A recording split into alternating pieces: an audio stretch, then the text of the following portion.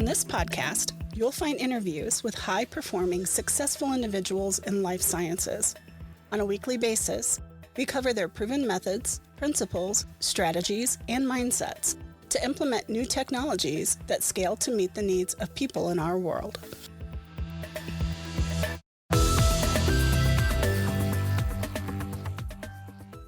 Welcome to the Life Science Success Podcast. For those of you who don't know me, my name is Don, and I'm a consultant in life sciences. I help companies streamline their broken processes and take out inefficiencies so that the revenue they have is more profitable. The types of companies that I help are pharmaceutical companies, medical device, and biotech. Typically, the things that we work on are things like mapping inefficiencies, so using things like value stream mapping and things like that. We also plan and facilitate improvement events and help companies with things like project management. In this episode of Life Science Success, my guest is Toban Zolman. Toban has over 20 years of leadership experience in the development, deployment, and validation of computerized systems for clinical trials. And so with that, welcome. Thank you. Great to be here.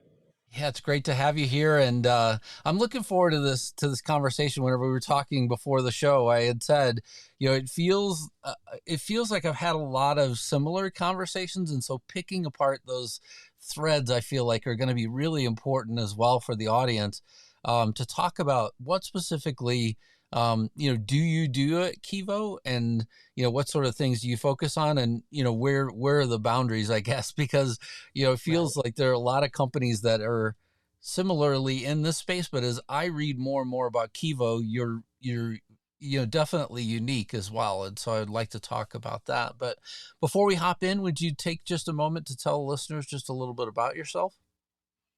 Sure, yeah, that'd be great. So I started my journey, I guess, in life sciences maybe 20 plus years ago. I was actually an early employee at an early electronic submission company called ISI, or Image Solutions, back in the early 2000s.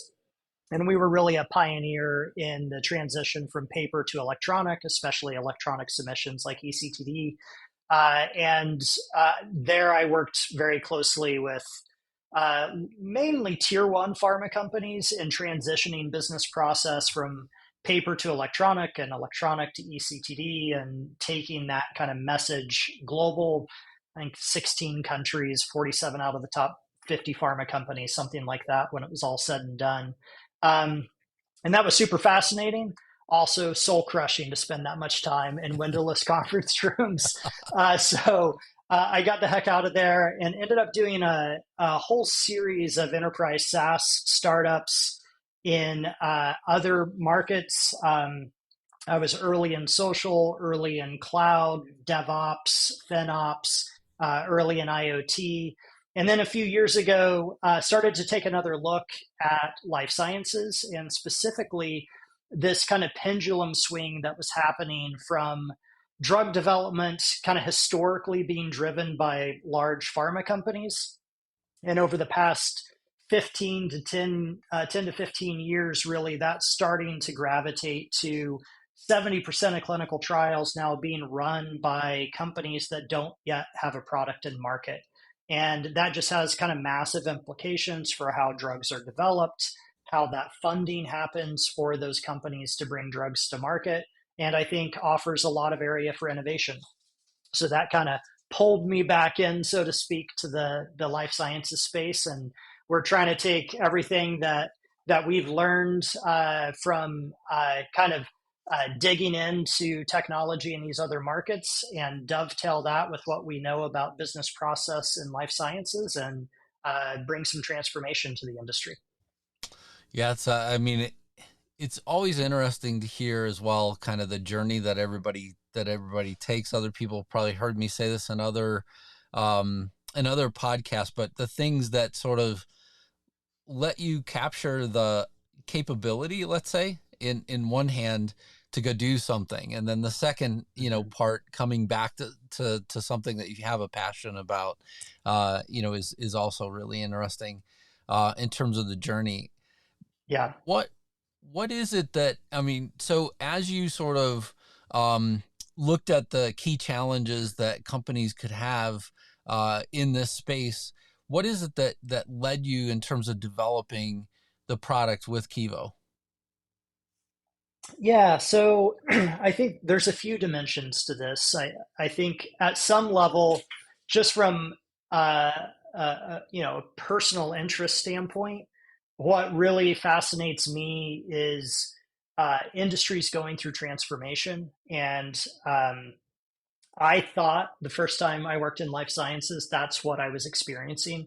And I think having been through those sorts of core transformations, witnessing like e-commerce move to social, IT move to DevOps, data centers move to the cloud.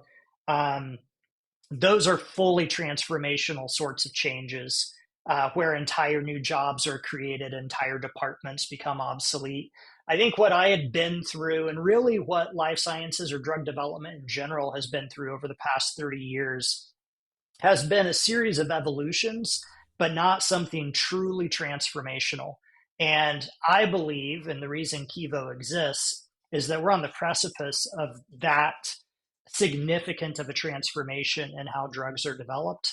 And to me, that's super fascinating. The impact for quality of life and health that could drive, the speed at which drugs can come to market, the implications for regulation and government oversight, just the whole process, I think, is really ripe for optimization at a minimum, if not complete disruption. And so that's a space that I love to participate in.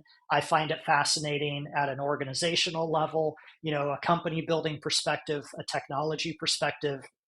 And I think there's really a lot of opportunity to help drive uh, that sort of change across drug development. And I feel like with what we've done over the past couple of years at Kivo, we're really positioned to take advantage of that and accelerate that type of change in the market. Yeah, and when you when you think about the, kind of the overall experience that you have as a CEO, how do you leverage the experience with regulators and best practices in engineering to innovate, the software Mhm. in your space? Yeah, I think I feel really privileged actually. I think there were times in my career where I felt like, my God, I'm doing all this disparate stuff that doesn't connect. What am I up to? And I think now I realize, oh, it all finally intersects in a way that's meaningful. And what I mean by that is I think I was unique in being able to work with very large companies, helping drive kind of business transformation when it comes to regulatory process.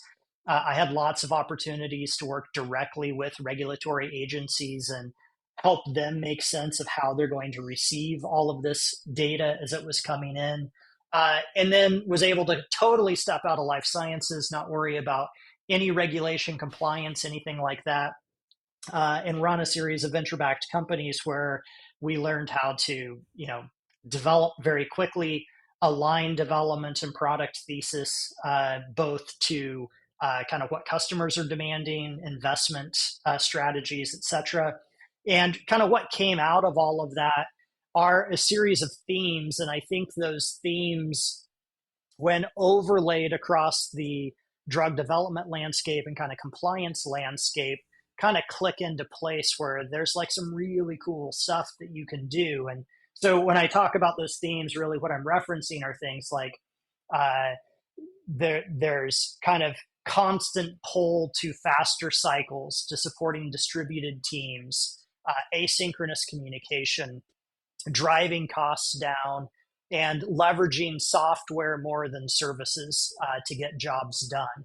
And so I think Kivo kind of has this unique DNA because we're kind of 50-50, made up of folks with deep clinical and regulatory experience and folks that I worked with in other industries with really deep enterprise SaaS experience. And so we know how to build stuff very quickly and iteratively and do that with high quality. Because of our life science experience, we know how to wrap that in a compliant process and validation. and we understand how to really bring, I think, value to organizations, how to make recommendations on process alignment. And I would say out of any job I've had in my career or any company I've worked in, I feel like we're in this really unique position where there is this intersection of kind of meta level trends in terms of business models for drug development companies, technology transformations that are happening, and that's frankly accelerating with things like AI, and just kind of broader trends in funding and how these companies are being developed and bringing drugs to market. And those three things together, I think, are just super fascinating. And I feel like Kivo is in a really unique position to see all three of those angles based on just all of our backgrounds and really stitch those together in a way that's frankly novel for what the industry is going through. Yeah, I mean, speaking of what the industry is going through, I mean, my experience has been that I feel like there's a mix of people who are accepting what technology can do and people who are just having it driven on them day after day after day. Yeah. And I feel like there's this interplay of, hey, look, I see the power in the data and everything that we have. And then there's, I mean, because examples that I have are, during the pandemic, plenty of companies went out and deployed data catalogs to try and tag their information better on the pharma side, to try and tag their information better so they could find it quicker, so that if there was another pandemic in the future, they'd be able to react faster. And right. then now with AI, I feel like there's this wave of, hey, we could help you determine the answer better, faster. And there's some companies I feel like are accepting it, and that's happening naturally. And then I feel like there's a level of resistance as well, where companies are just saying, hey, look, we're good the way we are. And yeah. The reality is their competition is either accepting or, moving with the wave. And so my question for you really is, when you look at that level of digital transformation that you're having to help organizations go through, what have you faced and how are you helping companies go through that transition? Well, so it's super fascinating the way you frame that in the context of I'll call it motivations or perspectives of the folks involved, right? Sure. So I think what's fascinating to us, and I'll be honest, I don't think I fully understood what was happening or why when we started Kivo. I think we saw like, okay, there's this trend and scaling companies, emerging companies that don't have a product in market or where VC dollars are going, and they don't have tools that are really built for them, and people don't really understand how to run those companies, like the operational model. But I think it's actually slightly more complicated than that. And so I'll explain what I mean by that in just a few seconds to kind of frame this out to answer your direct question. But I think kind of what's happening at a meta level is that there's this fundamental change in business model for how drugs are developed. And I think historically what we saw is that a very large company would, invest $250 million to get a drug to market. And they could do that. They would purchase assets out of universities or research institutions or poach companies very early. And kind of what started to happen is venture capital really started to focus on drug development. The challenge is there's a structural tension in that funding model that I don't think most people get. And that tension is to go from patent application to drug approval on average takes 13.6 years. Okay, let's set that to the side. If you're a venture capitalist, you typically raise a fund on a 10-year return cycle to your investors. And it typically takes about 3 years to invest that fund. And then you've got 7 years for it to pay out. So that's half the time of what it takes for drug development to go from idea or patent to approval. So it means one of two things. Either drug development companies have to figure out how to get to liquidity and generate a return to limited partners and VCs in half the time, or they need to reduce the time to approval by half. Neither of those are super practical if you're going to really focus exclusively on ensuring the science happens correctly. And so what I think we've seen is when we start talking to these early stage companies, they are very well capitalized. Funding isn't a problem. They can go spend $500,000 in many cases on a enterprise scale existing incumbent solution, but they don't have the time to spend 6 months to a year to get a quality management system implemented, and then a RIM system, and then a CTMS and a TMF, and layer in all the acronyms. That's just too much time to take out of a 7-year period. And so where Kivo, I think, has been really attractive for those companies is how rapidly we can move based on how we are architected, the validation services that come with the tool, et cetera, where they can pretty much sign a contract and be live same month and continue to accelerate down that path. And fundamentally, all of our customers are trying to get to one of three things: scale. So, find a drug that works and scale and bring it to market. Sell. So whether that is prior to approval, they've got something promising or not, sell the company, or if it's a bust, divest the assets. And so we've really centered a lot of our features around kind of two things. One, supporting those outcomes for those companies so that they can align how they're spending dollars with us to what they need to tell their investors, that doesn't matter if this is boom or bust, we have a way to get you your money back.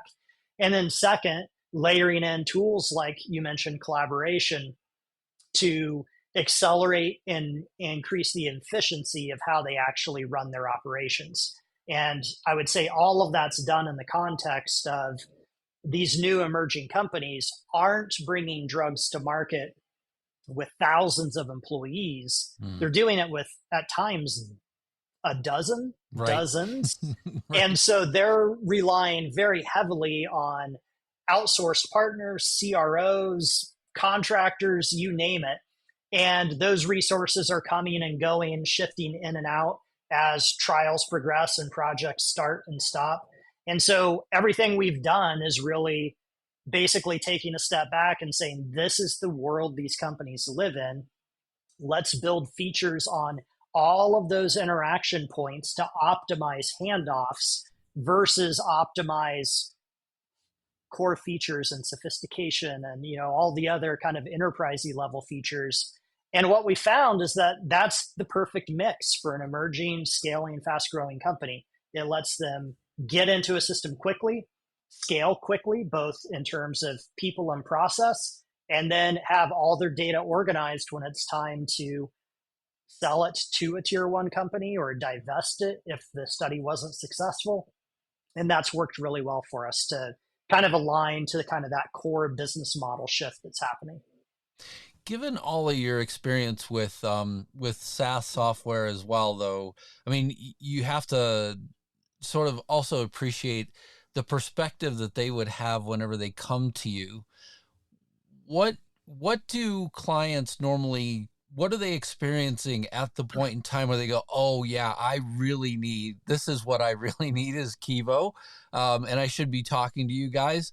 What's that? I typically describe this to people as, if you were somebody that sold drills, you're not really selling drills in the SaaS software world. You're selling something that can actually create the hole.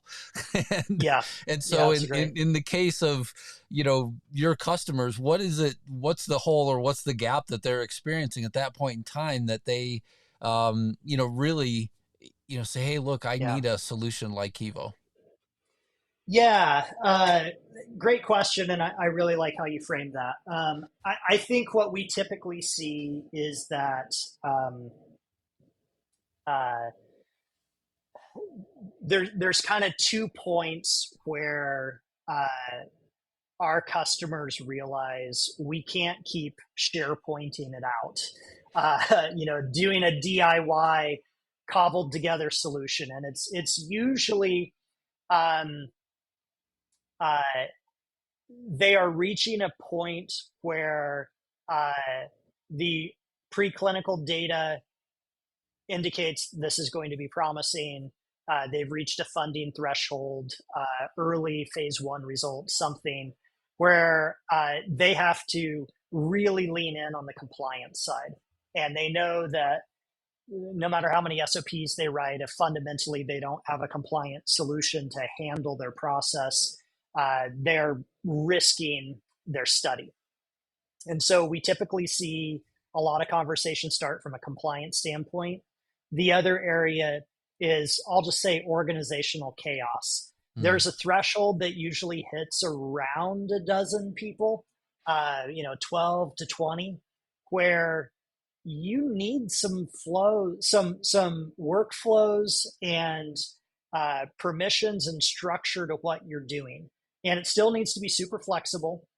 It's not like everything is going to go through 14 layers of approval, but it needs a little bit of rigor. And so that's really where we get involved a lot. I would say most of our new customers range somewhere between 3 and 50 employees, maybe up to 250 if we're replacing an existing system. But when we're coming into a company that literally has nothing in place, it's usually a very small handful, but they're super experienced and they know what's about to come, and so they're trying to get ahead of it. Or they've just straight up broken because they've moved from the organizational scale where everyone knows everything and does everything to everyone knows everything but doesn't do everything. That sort of inflection point usually triggers a system like ours. And then we also pick up a lot of customers a little bit further on, the phase I describe as no one does everything and no one knows everything. It's basically when you start to have departments form. And that also is kind of a process inflection point that breaks whatever process or system you have. And so that's typically where we slot in at Kivo, is helping at one of those inflection points.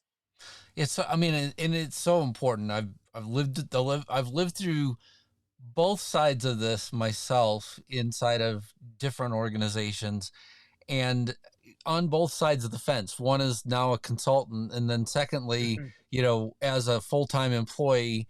And the scariest thing is, okay, so now you start to get closer and closer to approval. These reviews with regulators become more and more serious, and eventually, can result. And I mean, I've seen it, myself, where it's actually resulted in some sort of a government audit for whatever regulators that you're dealing with around the world.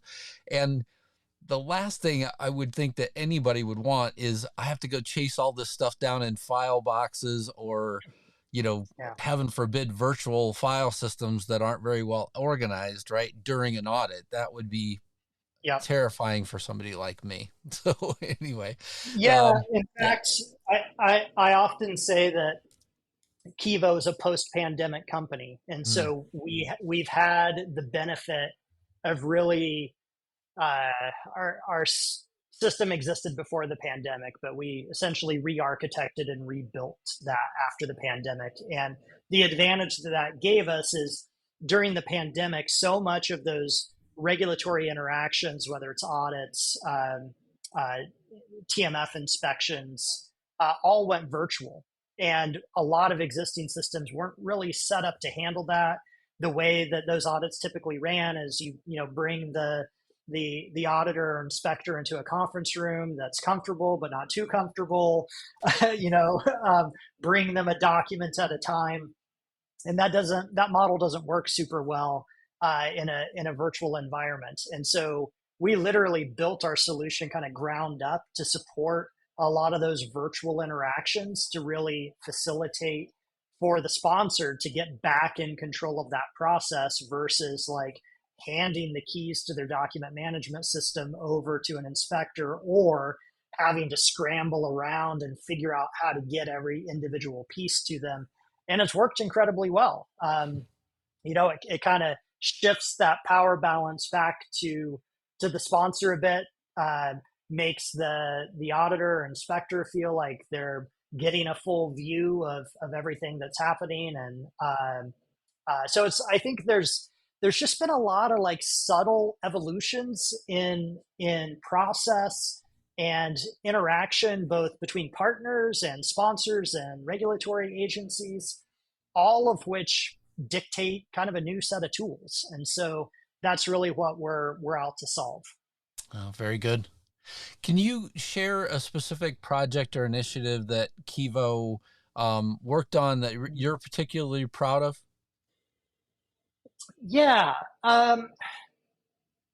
It's not a super dramatic thing. I mean, it doesn't sound super cool, but man, has it been awesome. So we've built a data migration engine, and again, kind of going back to what's the business model behind our customers.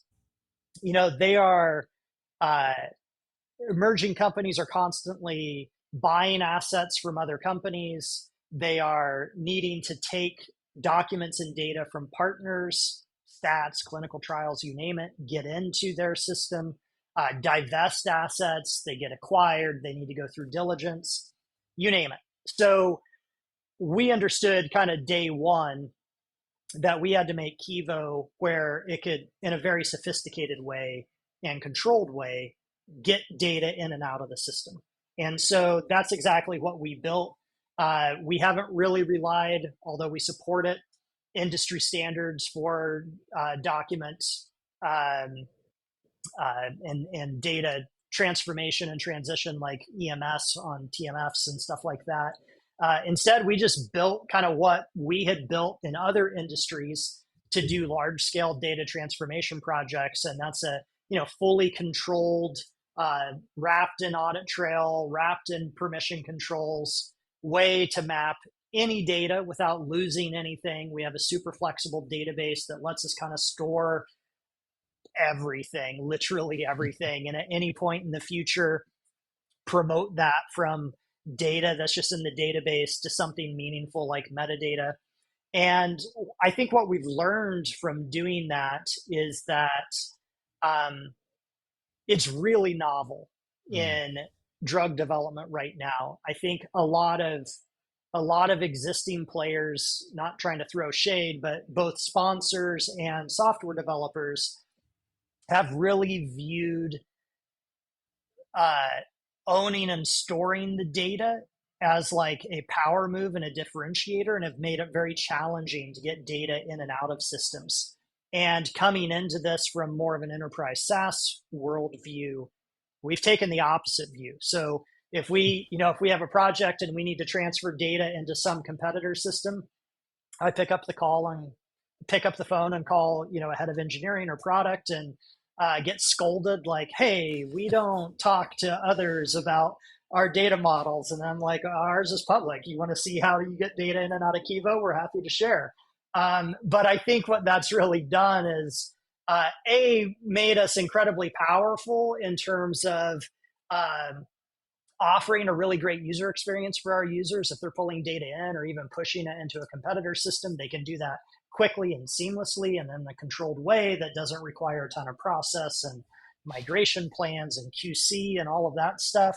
And it just further aligns us to the needs of our customers, which is to get data in and out and be nimble as a company and sell assets, buy assets, you name it. So I think that's an area that I'm super proud of. I think we've got great tech. I think we've got a novel way of thinking about it, and are going to drag the rest of the industry along with us to collaborate more with how data moves from system to system.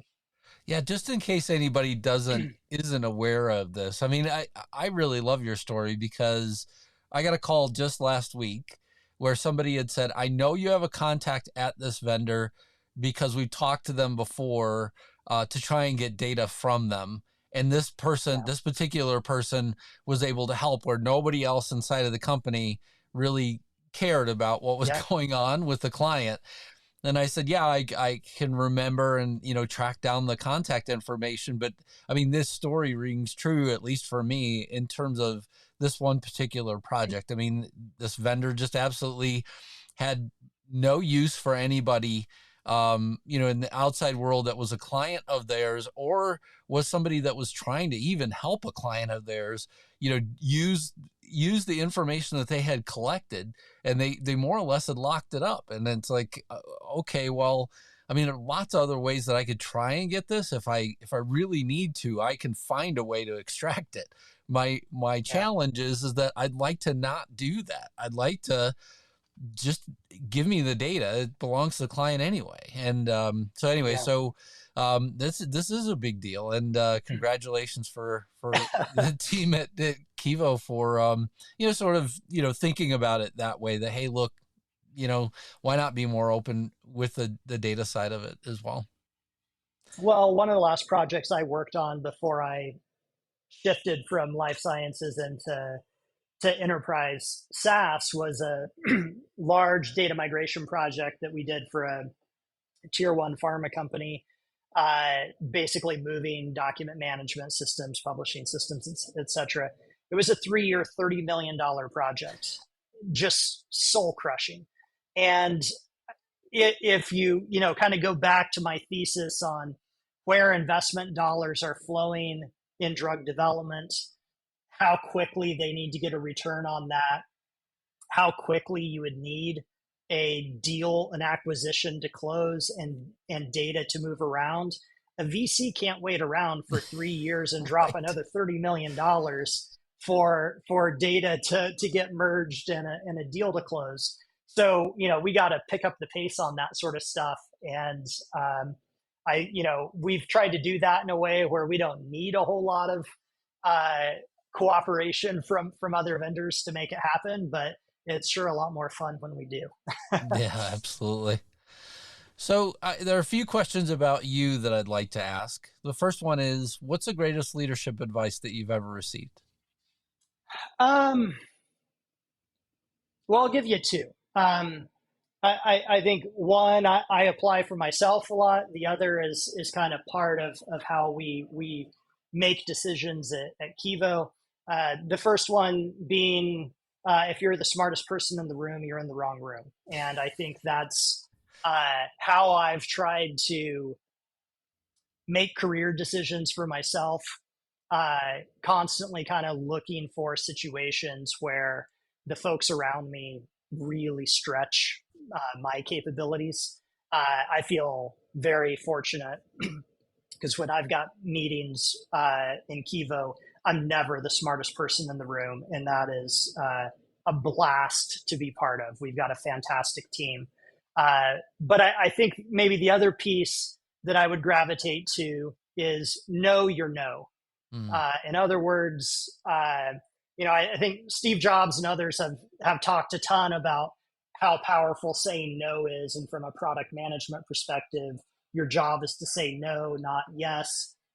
I think for Kivo, though, we think about, know your no in a few different contexts. Certainly from a product standpoint, for us to be fast moving and nimble and adaptable to customers as they grow. We can't bloat the software with every feature request we get. We have to be really intentional about building capabilities that can be configured into features versus just carpet bombing everybody with bespoke features all day long that they then can't maintain over time.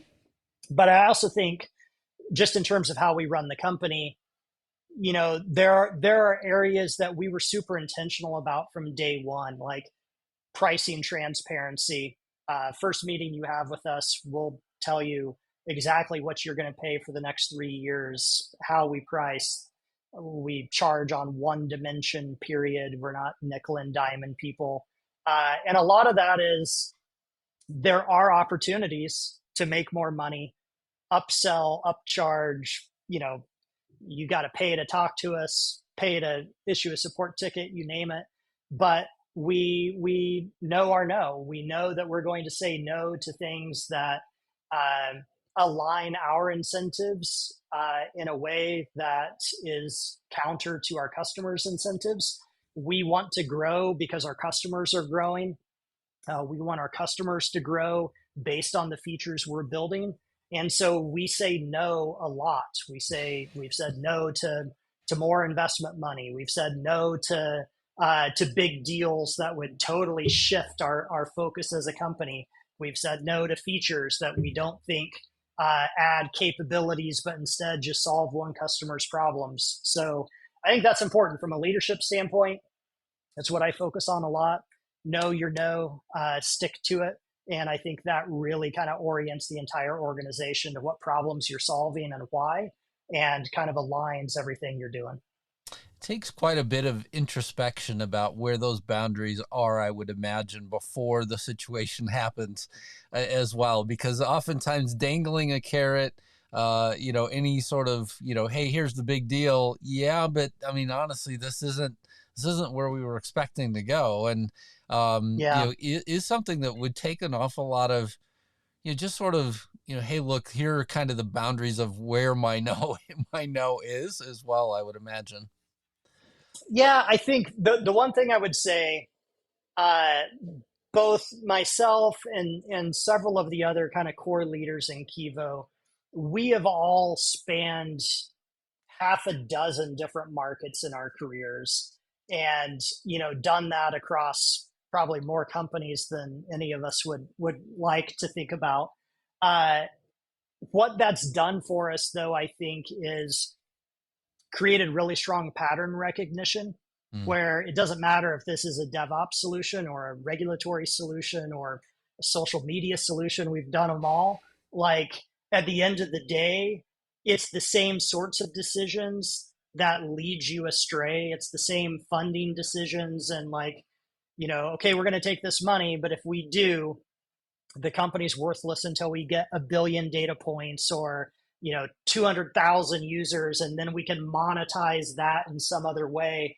Like, our focus really from day one has been to build a real product that brings real value to real customers. And if we stick in those 3 areas, only good things will come. And we may not have rocket ship growth every quarter following that approach, but we're building a really sustainable business that we control, and we can make the decisions that are really in the best interest of our customers and ultimately us, and driving long-term growth. And I think that's, for me, super critical. I have no interest in running a company that's a pump and dump scheme, or is funded by insane amount of venture capital money that this thing has to go public or is pointless. We've got, I think, great investors, great leadership, and a really strong path to say no to the right things and build a real company with real value. It's fun. Thank you for that. What inspires you? This is probably a cheesy response, but I'll say it anyway. I think what inspires me the most right now is our customers. And because we're working with these scaling companies, it's not like we are interacting with a soulless multinational company. Not that all multinational companies are soulless, but we're working with founders and leaders that believe in believe in the science, and that's why they are there. And so, we have a company that is focused exclusively on rare childhood diseases. Their first patient was the founder's child. They funded the company through golf tournaments and bake sales and car washes, and raised $4.5 million for their first trial. That's really freaking cool to be part of. And we have companies that have raised $250 million as well, but my God, are they working on some really cool drugs that are going to fundamentally change a host of diseases. And so that's stuff that I get really excited about. Is the first time we meet with one of these companies, and whether they're 3 people or 300 people, chances are I haven't heard of them. And chances are they're working on something really incredible Yeah. that is super fun to learn about, see their passion come through, get excited about. It's something, internally at Kivo, when we have all hands meetings and kind of share what our customers are up to, it's just really rewarding to kind of see that level of work and passion. And I didn't get that, to be honest, working in windowless conference rooms on kind of multi-country regulatory strategy. That's also a skill set and interesting, but this is an area that I'm super passionate about and love it. Absolutely. What concerns you?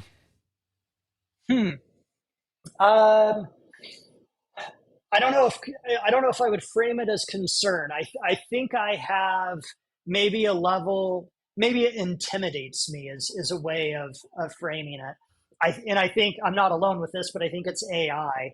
I think if you look at how AI specifically is going to intersect with drug development, man, is it fascinating and transformational, especially when you think about it from a preclinical standpoint, where you can have AI identifying promising, compounds or drugs and spitting out in a matter of, you know, hours, days, weeks, whatever it is, thousands of candidate drugs that you can then iterate through. That tsunami that's coming, like I think people intellectually get it, but the practical pieces of how many submissions that's going to yield in 5 years to the FDA, how the heck are they going to scale to support that? How are software vendors going to support that scale? How are life science companies going to reformulate their process, their funding model? If you look at headcount and where that exists in the life science company, that's going to have to change once you've got AI involved in the drug development process, and potentially AI involved kind of in the clinical trial and regulatory process. So I'm super intrigued by how that's going to shake out. I'm fascinated by work we're doing to support those use cases directly in our platform. But I think everything that's happened over the last 30 years in drug development has been an important but steady evolution. Mm. And this is just going to be a tsunami that fundamentally changes how this industry works, is funded, and it's going to be a bloodbath, and it's going to be fascinating. Yeah, I to go from concern to bloodbath to fascinating is a good leap for me to go to the next question as well. Yeah. Last question: what excites you? Well, it's maybe the other side of that coin, right? I think what I've enjoyed the most in my career is probably being in nascent industries where there is true transformation, Mm. where there are jobs that didn't exist 18 months ago that are now a required part of every company. Um, Fundamental shifts in how things are developed. We saw this, I think, 15 years ago with the transition to agile software development and the introduction of DevOps and continuous deployment. And it just fundamentally changed kind of with cloud how software gets built and delivered. And it created a whole new industry of solutions that needed to exist. That's really exciting work to be part of. And kind of to my point with AI, and then you layer in like some of these VC models that are happening, and just generally how this industry is starting to move. It just, man, this feels so much like the momentum and vibe that I felt outside of life sciences through those really transformational moments. And that really excites me. I think existing approaches, existing process, existing tools, jobs, corporate structures, all of that is going to be turned on its head in the next 5-ish years. And it's going to happen at an accelerating pace that many people are not prepared for. And it's just, man, it's going to be cool. Yeah. I'm really excited about how all of that aligns with the tech and market movements and AI and just everything kind of layering in just at the right time to drive that. Yeah, it's I mean, it is a very exciting time, especially from a technology perspective. I also think in terms of the science perspective, it's very exciting as well, given some of the other technologies that we have, even on the life science side. Yeah. So, I mean, you think about CRISPR and some of the things that promising technology also will continue to deliver throughout our lifetime. Yeah. I'm amazed. I mean, we're kind of, I'm thankful that I'm alive at this point in time, Yeah. and able to sort of live through that portion of the transformation as well. Well, Toban Zolman, thank you so much for being on the Life Science Success Podcast, and thank you for sharing, everything about Kivo and the things that are going on there. I wish you all the success in the future, and thanks a lot. Thank you. Yeah, thank you. I had a great time. I appreciate it. Thank you for listening to Life Science Success. For complete details about this podcast, including show notes, how to get in touch with guests, and more episodes, please visit www.lifesciencesuccess.com. If there's someone you'd like for us to invite to the show as a guest, please let me know by sending me a message at the podcast website. Please click subscribe on your favorite podcast app, share the podcast, or tell a friend about it, and last but not least, rate the podcast. Thank you again.